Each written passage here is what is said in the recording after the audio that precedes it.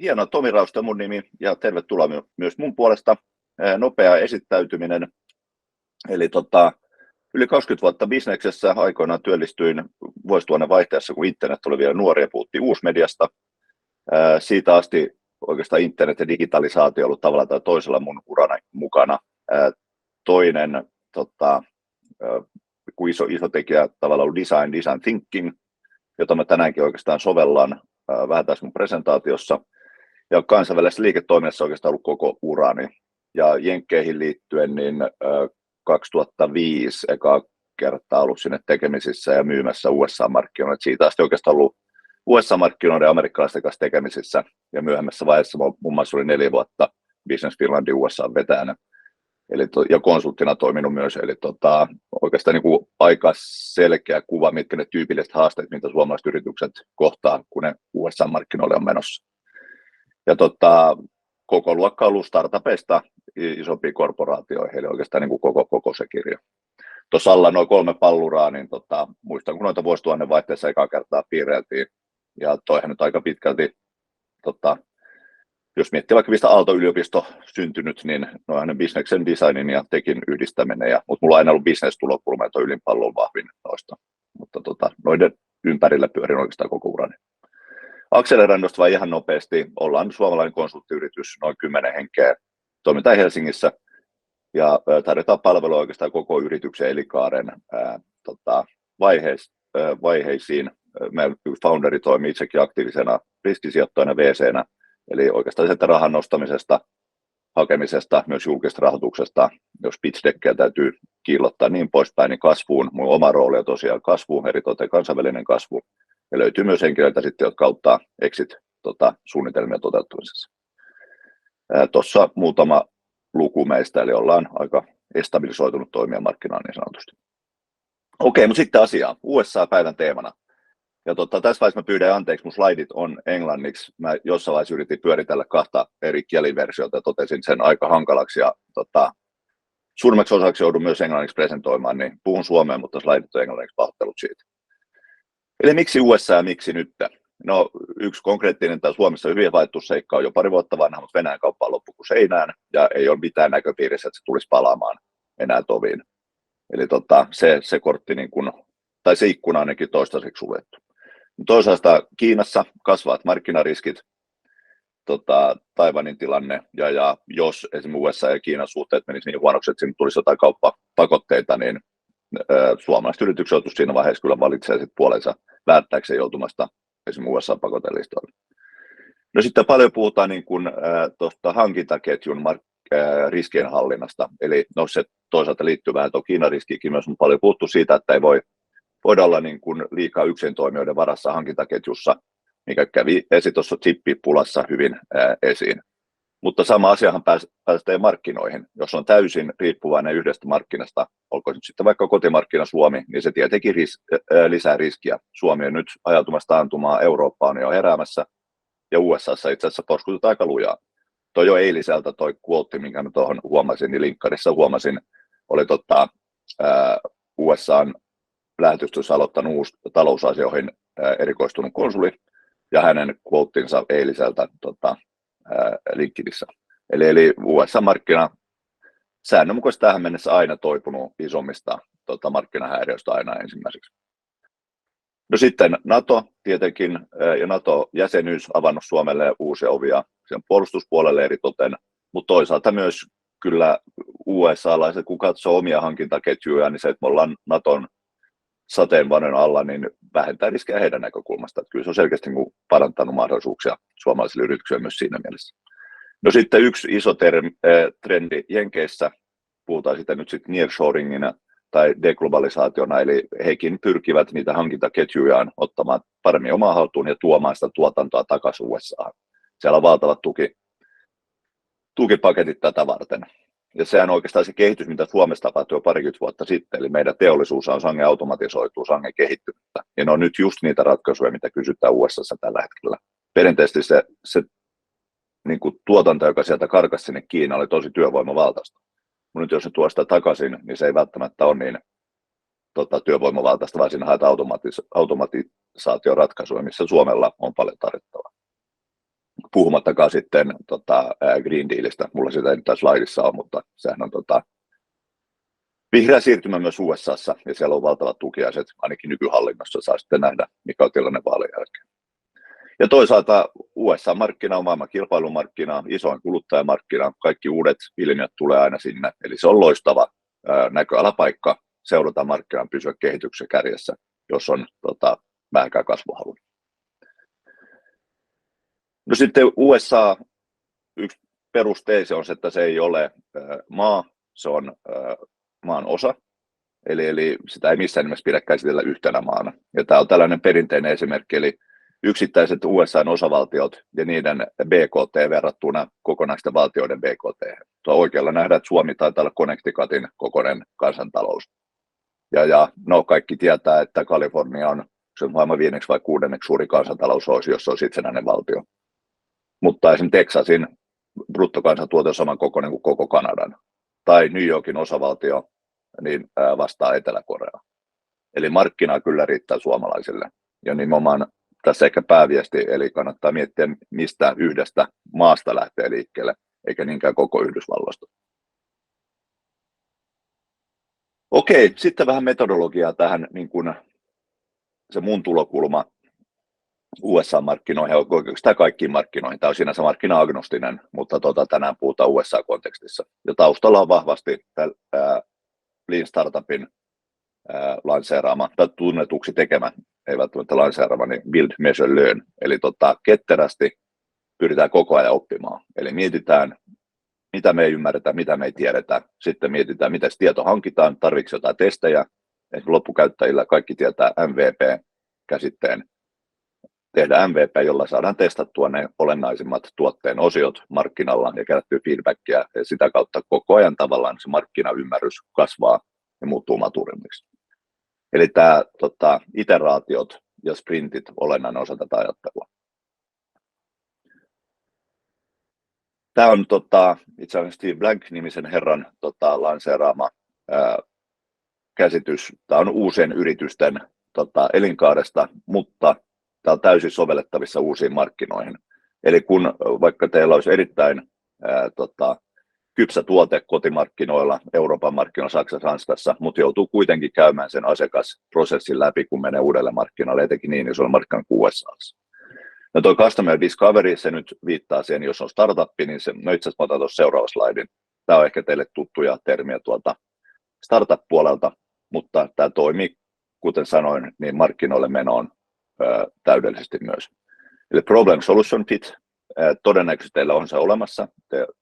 Jos olette jo markkinoilla, tiedätte mikä on asiakkaongelma, mitä olette ratkaisemassa. Jos seuraava vaihtoehto Product Market Fit alkaakin jo vähän muuttumaan, eli kun markkina muuttuu, niin se ei välttämättä, se voi olla täysin sama, mutta voi toki olla, että se muuttuu uudella markkinalle tullessa.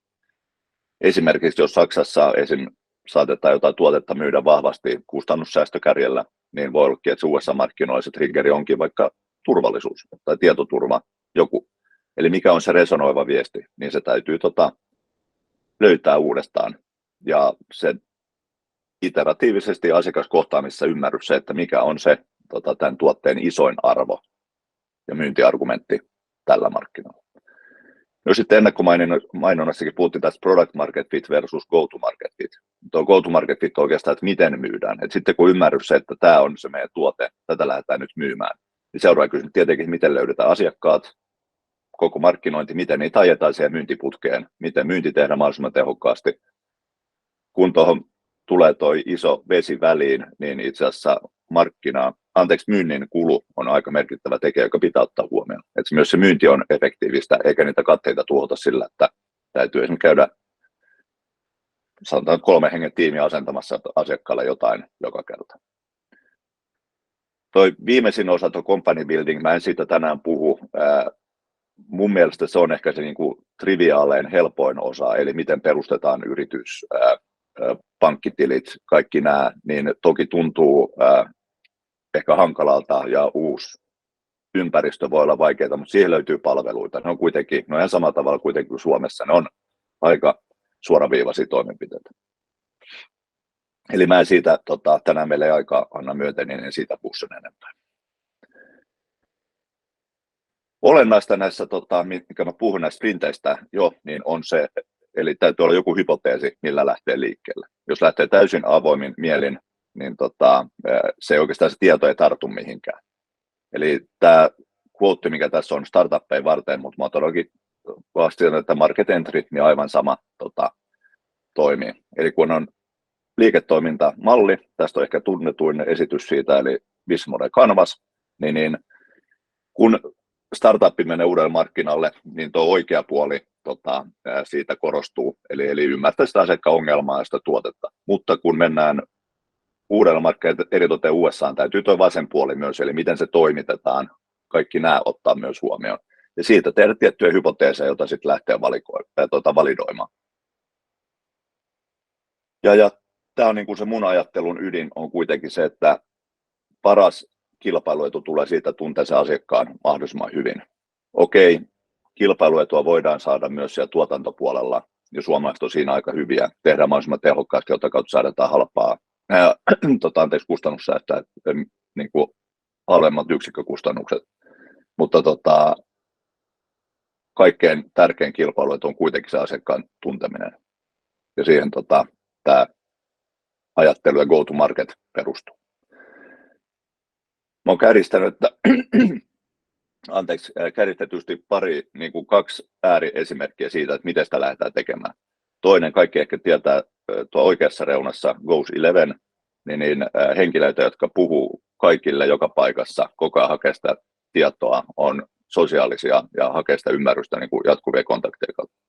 Toisessa ääripäässä ehkä sitä vasemmalla on tavat, jossa niin kuin selvitetään, mahdollisimman vältetään riskejä, yritetään kaikki pelata mahdollisimman varmaan päälle ja haetaan ehkä makrotason tietoa enemmän.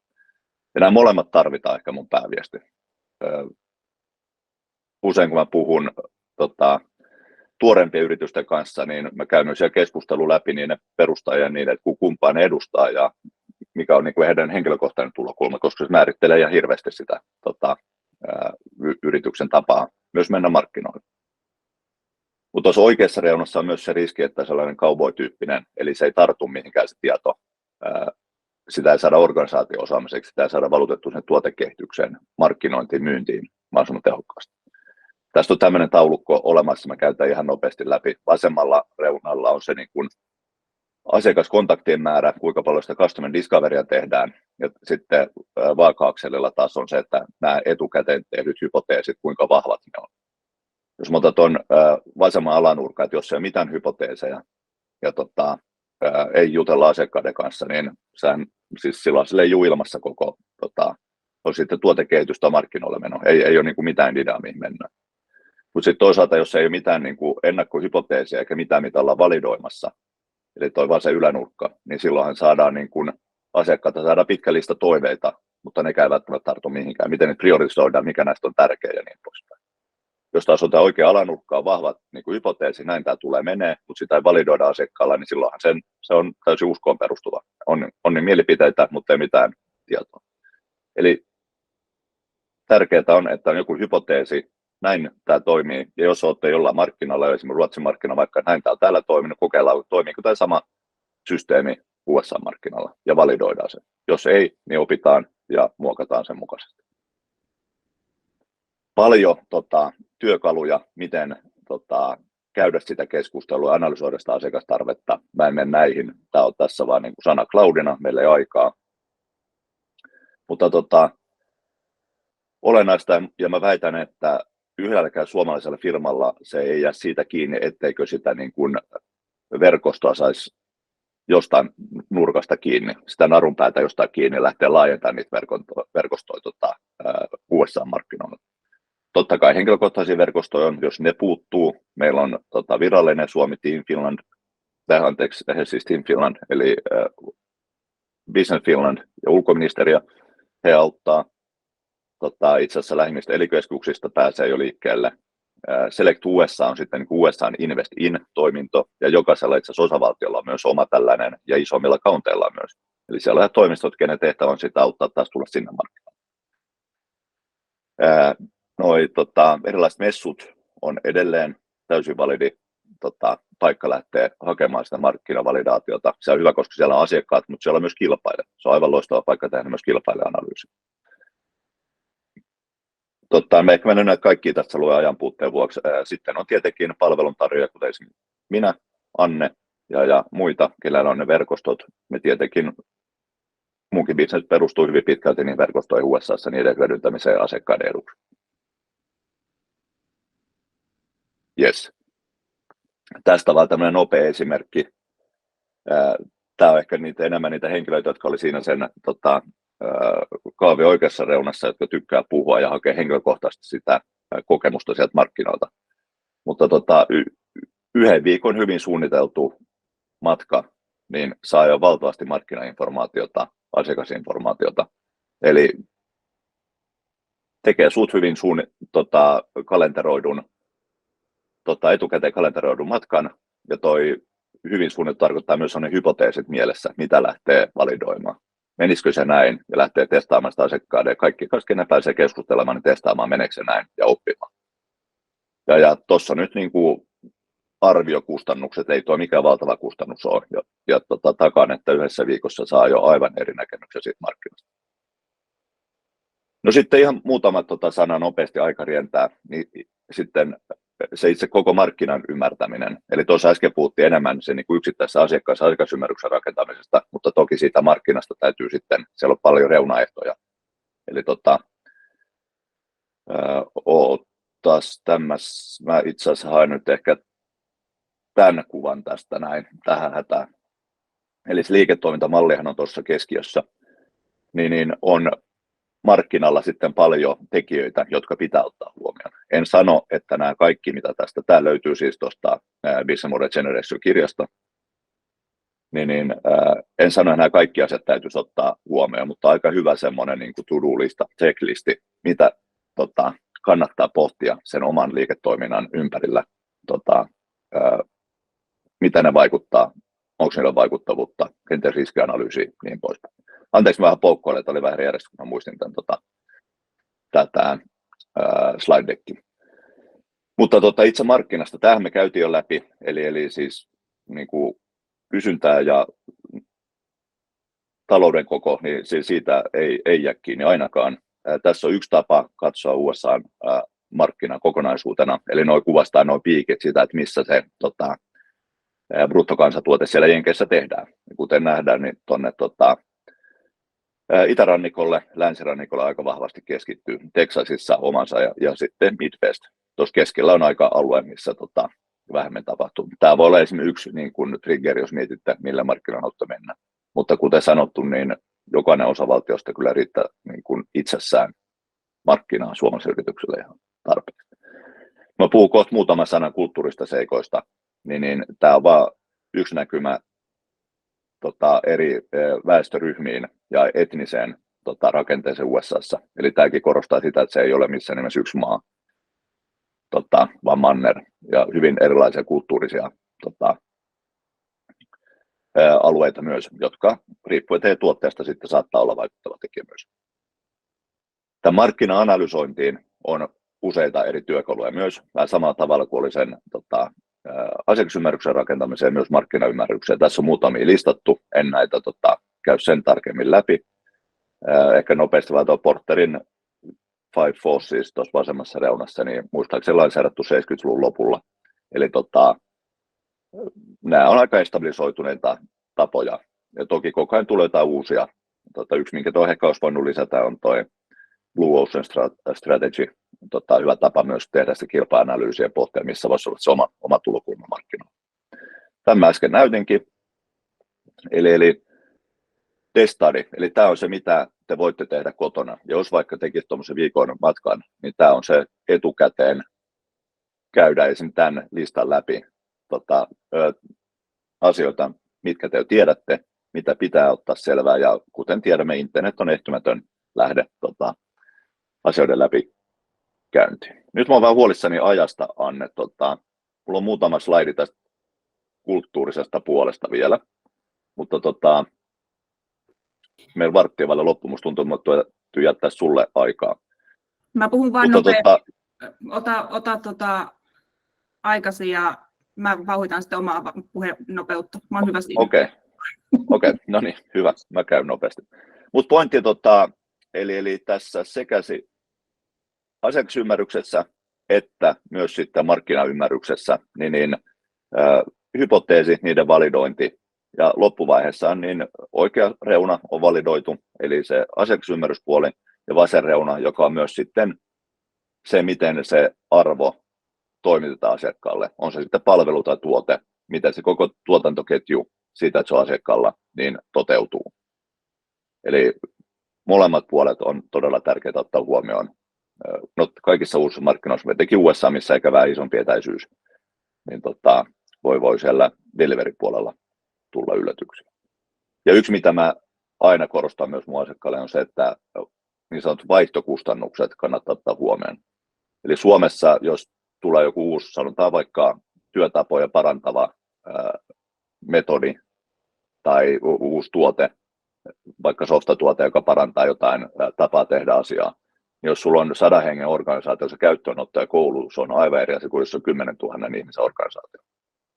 Jos 10 000 organisaatio ihmisen johtaja kysyy, että okei, miten me koulutetaan nämä, niin siihen ei oikein malliksi käy, että 3 päivää jokainen osallistuu koulutukseen, vaan se kannattaa myös se käyttöönotto ja se vaihtokustannus, miten he nyt ratkaisee sen ongelman, ellei nyt ole täysin uusi ongelma kyseessä, mitä ei ole edes ratkaistu, mutta todennäköisesti siellä on joku vaihtoehtoinen tapa, niin se vaihtokustannus. Okei, muutama sana vielä kulttuurista eroista. Tuossa on vähän poleeminen väite, eli ne, jotka feilaa, niin hyvin usein feilaa kuitenkin kulttuurista seikoista. Toi cultural IQ, kaikki tuntee siis älykkyysosamääräkäsitteen EQ viittaa, se on oikeastaan tunneälykkyys. Eli tunneäly ja se kulttuurinen sensitiivisyys niin täytyy ehdottomasti ottaa huomioon. Ja oikeastaan 2 eri tasolla. Tietenkin teidän itse tuotteessa tai palvelussa, miten kulttuuriset seikat vaikuttaa siihen. Se on osa sitä customer discoverya, löydätte tai validoitte tuotteen ja palvelun asiakkaalla, niin se pitäisi tulla siinä esiin. Mutta se tietenkin on tämä, kun tehdään bisnestä amerikkalaisten kanssa. Tuossa on muutamia, varmaan teille aika tuttuja, nämä aika usein toistetaan, mutta tell a story on aika olennainen tekijä. Suomalaiset vähän tupataan turvautumaan faktoihin, esitellään esimerkiksi yritys, mutta jos ollaan rehellisiä, niin kuka yrityksen omistaa tai ketkä on johtajat, niin ei se kiinnostaa toista osapuolta niin kuin yhtään. Jos on perheyritys, sitä arvostetaan todella paljon Jenkeissä, henkilökohtainen, jos on vaikka itse kehittänyt jonkun tuotteen palvelun, mistä se lähti, tarina siihen liittyen, henkilökohtaisuus, yleisesti ottaen niin kuin tavallaan small business ja perheyritykset on erittäin arvostettuja Jenkeissä, niin niihin liittyvä tarina, niin se jää paljon paremmin mieleen ja sitten toisaalta tunnesiteen luo, mikä auttaa tietenkin bisneksen teossa myöhemmin. Yes. Tässä quote, mä oon vähän myöhäissyntynyt Ted Lassoa, mä oon katsonut sitä nyt vasta talvella, jos joku on seurannut, siinä aivan loistava jakso, jossa päätelmällä be curious, not judgmental, mun mielestä pätee erittäin hyvin tähän näin.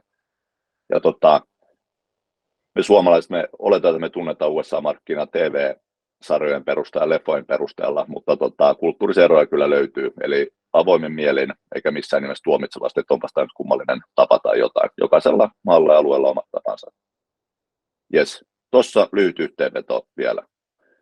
Ja suurelta ajattelijalta, Jedi Masteri Jodalta, do or do not, there is no try. Eli USA-markkina on niin iso, siinä mun pääviesti on se, että sitä ei kannata niin kuin toisella kädellä tehdä. Eli kannattaa pohtia, että jos sinä oikeasti haluaa asettaa selkeät päämäärät ja lähteä niitä päämäärää kohden rakentamaan sitä menestystä, niin kyllä sitä tulee.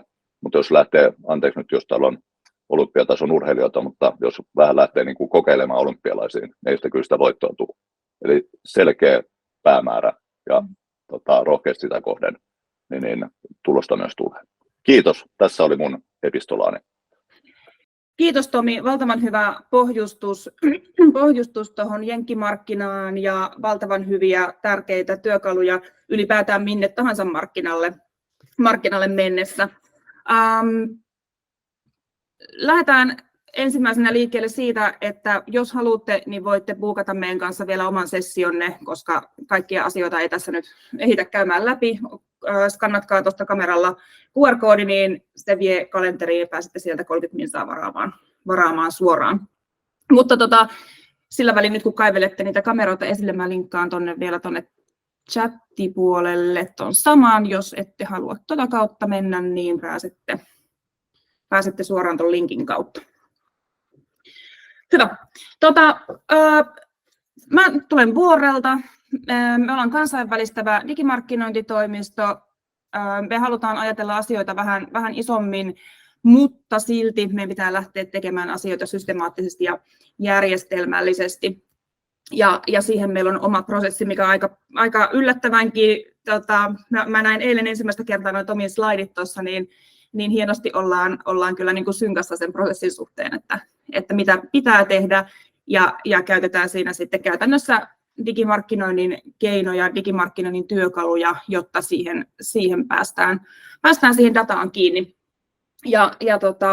Meillä on tällä hetkellä 7 markkinalla taitaa olla kumppanitoimisto tuolla maailmalla, jotta pystytään sitä kohderyhmäymmärrystä hakemaan sieltä. Me ei voida väittää, että me pystytään suomalaisen silmin jokainen kohderyhmä erikseen esille kaivaa, tai että me ymmärretään kulttuuriset brändin lokalisointiin vaativat asiat ja aspektit pystytään ottamaan arvopohja huomioon, tai että pystytään ihan pelkästään niin digimarkkinointikanavista valitsemaan ne, mitkä sillä markkinalla siinä kohderyhmässä toimii.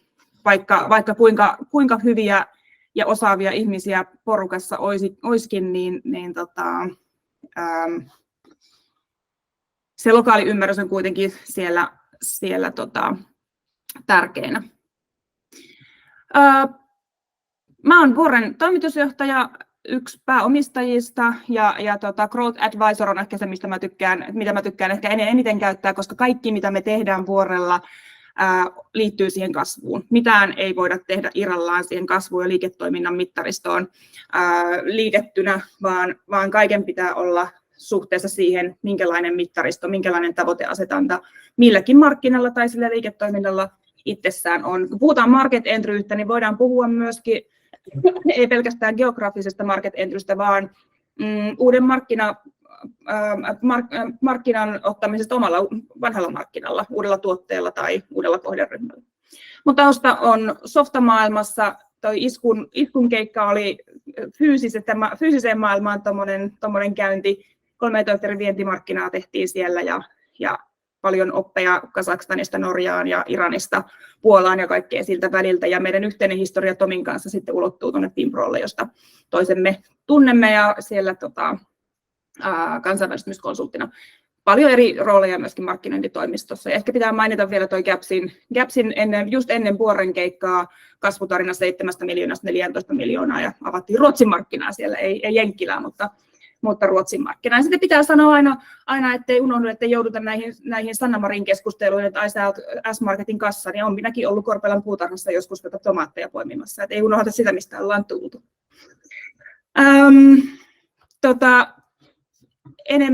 Enemmän voisi puhua myöskin siitä, että jää ihminen mieleen meri, kahvi, Italia, kengät, 140 paria kenkiä, 142 taitaa olla exact number tällä hetkellä, niin muistatte seuraavan kerran, kun näette naaman, että toi on se crazy shoe lady. Joo, ihan niin kuin Tomikin tuossa sanoi, niin markkina-alueet muokkautuu tällä hetkellä aika vahvasti ja kukaan ei oikein ihan tarkkaan tiedä, että mikä se lopullinen muoto tulee olemaan. Geopoliittinen tilanne muuttuu ja on vähän arveluttava ja epävarma, mutta se on ihan varma kuitenkin, että erityisesti kun Venäjältä lähdetään pois, Kiina on vähän häilyvä, niin pitää löytää niitä uusia markkinoita, uutta kasvua yritykselle, mutta se pitää pystyä löytämään aika nopeasti, että sen pystyy korvaamaan. Rahaa on poltettu paljon sieltä, jos ollaan vetäydytty muilta markkinoilta. Sen pitää olla kustannustehokasta, sen pitää olla riskittömämpää ja sen pitää olla vauhdikasta. Ja on erityisen tärkeää koko ajan, että löydetään ne oikeat markkinat, joista on se, anteeksi Finglish, mutta shortest time to money, mä en ole tälle vielä järkevää ja näppärää suomennosta oikein löytänyt. Ja se, että siihen liiketoimintaan pääsee siellä uudella markkinalla mahdollisimman tehokkaasti kiinni, niin se on ikävä kyllä se, että ne kotiläksyt pitää tehdä ja pitää ymmärtää se markkina ja pitää olla varma siitä, että mihin siellä euronsa laittaa. Aika usein kuulee sanottavan, että ne market entryt on kalliita, etenkin jos ne lähdetään tekemään sen aidosti oikein kansainvälistymisteorian mukaisesti, mikä mekin toki allekirjoitetaan ihan täysin, että näin se pitää olla. Ja sitten tosiaan monesti Tomikin näytti tuossa sen kaavakuvan, että toiset menee vähän eri tyylillä. Se kultainen keskitie on ehkä se järkevin siinä, että ei kannata turhan paljon myöskään lähteä varmistelemaan ja täydellistä hakemaan ennen kuin ollaan siellä, mutta ei voi ihan lähteä soitellen sotaan. Ja aika usein mäkin keskustelen asiakkaiden kanssa siitä, että no, me nyt vaan lähdetään kokeilemaan, testataan. Ehkä me ollaan onnekkaita. No ette varmasti ole, voin sanoa melkein varmuudella, että onnea tarvitaan aina, mutta se onni kohtaa huomattavasti useammin niitä, jotka on tehnyt myöskin ne taustatyöt hyvin. Ja siis nykypäivänä on kuitenkin pääsy kaikkeen markkinadataan, markkinainformaatioon, ymmärrykseen, on demokratisoitunut, niin siihen pystyy pääsemään kiinni aika pienellä rahalla, ei tarvitse olla satoja tuhansia tai edes välttämättä kymmeniä tuhansia euroja rahaa siihen, että saa niin kuin peruskäsityksen siitä markkinasta ja asiakkaiden kohderyhmän käyttäytymisestä. Ja meidän tekeminen perustuu siihen, että meillä on jatkuvasti päivittyvä ja ajantasainen ymmärrys sitä markkinasta. Ei tehdä 100 sivun markkina-analyysiä, joka vanhenee 2 viikossa ja se unohtuu implementoida siihen omaan bisnekseen ja ollaan vähän niin kuin, että no mitä tämä nyt tarkoittaa meidän bisnekselle. Me halutaan, että ne faktat on kunnossa, onnea saa olla, mutta faktoja vasten pitää lähteä tekemään. Ja sen takia meidän tarjoama ylipäätään on nimeltään Think Local, Act Global, koska molempaa tarvitaan. Meidän pitää ymmärtää se paikallinen tekeminen, paikallinen tarve, kulttuuri, ja lainsäädäntö, kaikki tämmöinen regulaatio, mikä saattaa vaikuttaa siihen tekemiseen. Ja valmisteluvaihe, go-to-market-vaihe ja sitten se kasvuvaihe on ne vaiheet, missä mennään meidän prosesseissa. Mulla on tässä esimerkkinä yksi tämmöinen, me tehdään tosi paljon teollisen puolen asiakkaita, raskaan teollisuuden asiakkaita, ja otin tähän esimerkkinä. Mä en saa nimeä, ikävä kyllä sanoa, meillä on kesken vielä hommat siellä, niin on sovittu, että ei vielä puhuta nimellä, mutta on kysymys tämmöistä niin kuin teollisista komponenteista ja heidän market entrystä USAhan. Ja alkuvaiheessa, eli siis valmisteluvaiheessa, lähdettiin tekemään sitä heidän market entry-strategiaa ja sitä brändin lokalisointia. Meidän piti ymmärtää se, että mikä se on se go-to-market fitti ja ketkä on itse asiassa ne ostajat ja päästäänkö me jotenkin, kun yllättäen harvalla suomalaisfirmalla on yhtä paljon markkinointiin käyttää rahaa kuin mitä on jenkkiläisellä kilpailijalla. Se laitetaan ylipäätään niin kuin suhteessa rahaa paljon enemmän markkinointiin, niin meidän pitää olla fiksumpia ja ketterämpiä siinä markkinalla etenemisessä. Ja ensimmäinen asiakokonaisuus, mitä me lähdettiin tekemään, niin oli tämä perinteinen. Tuote on tosi hyvä, parempi kuin kellään muulla, niin kuin aika usein suomalaisissa tapauksissa on. Suomalaiset yritykset tekevät tosi hyviä tuotteita. Oli sitten kysymys softasta tai fyysistä tuotteesta. Mutta se ei tuolla riitä, koska siihen pitää nimenomaan se story saada rakennettua, että minkä takia tämä olisi kiinnostava ja ketä tämä ylipäätään voisi kiinnostaa. Niin me lähdettiin tekemään tästä insinöörituotteesta arvoa lisäävää design-tuotetta, että nimenomaan tulee se lisäarvo siellä sille paikalliselle myyjälle sen designin kautta ja sen loppukäyttäjän lisäarvon kautta, jolloin he pystyvät myymään myöskin perustellusti sen vähän kalliimmalla. Ja sitten me lähdettiin miettimään sitä market entry-strategiaa niin, että me ei lähdetäkään sen tukkurin kautta, niin kuin oli oletus ja arvio, ja tämä hypoteesi oli tosi tärkeä olla tässä vaiheessa. Me päästiin keskustelemaan tukkureiden kanssa, loppukäyttäjien kanssa, lähdettiin hakemaan todisteita puolesta ja vastaan sille hypoteesille, mikä oltiin rakennettu. Niin kuin Tomikin tuossa äsken sanoi, että siihen hypoteesiin pitää laittaa aikaa vähän. Se ei ole mikään kauhean iso jumppa, mutta pitää olla joku oletus, jota lähdetään todentamaan tai epätodentamaan. Ja sitten huomattiin siellä, että itse asiassa, jos me lähdetään tukkureiden kautta, niin se on pelkästään hintakilpailua. Me ei pystytä kilpailemaan hinnalla missään määrin.